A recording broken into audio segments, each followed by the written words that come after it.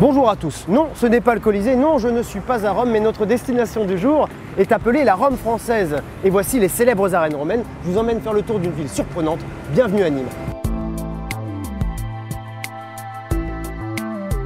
Nous avons rejoint Daniel qui va nous expliquer pourquoi Nîmes est appelée la Rome française. Nîmes a 7 collines comme Rome et des monuments romains, la maison carrée derrière nous, la place du Forum, un autre temple, le temple de Diane, qui n'a pas encore livré tous ses secrets, la Tour Magne au sommet de la plus haute colline de la ville et enfin l'amphithéâtre romain, les arènes.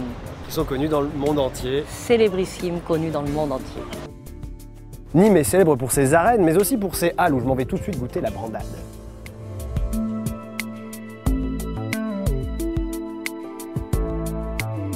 Sur les halles de Nîmes, il y a un stand. Et derrière ce stand, il y a Daniel, le grand spécialiste de la brandade de morue. On va le voir tout de suite. Daniel, la brandade de morue, c'est bon, mais c'est quoi? C'est une émulsion de morue cuite, désarrêtée et triée à la main. On conserve la peau. On met tout ça dans un faitout et c'est une émulsion de cette morue avec de l'huile d'olive et du lait. Et on monte ça comme une mayonnaise.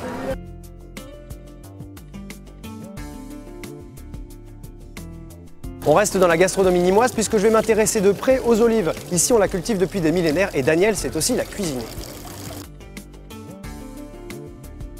On retrouve Daniel, mais cette fois-ci au cœur de son oliveraie où vous cultivez la picholine. Qu'est-ce que c'est la picholine? La picholine, c'est l'olive verte la plus répandue en France. On les voit là, elles sont juste là, elles viennent de sortir, elles sont toutes petites. Oui. Qu'est-ce qui se passe une fois que vous les cueillez?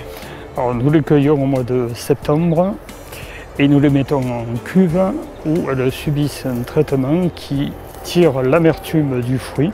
Et ensuite, au fur et à mesure des alternances, des rinçages et des salages, le goût principal qui est un équilibre de beurre noisette, ce goût devient de plus en plus prépondérant et le craquant apparaît. Le fameux craquant de la picholine.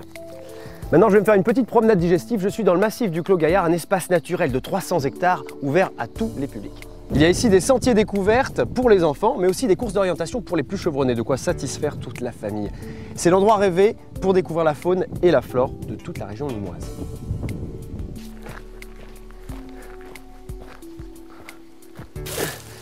Ah, ça pique.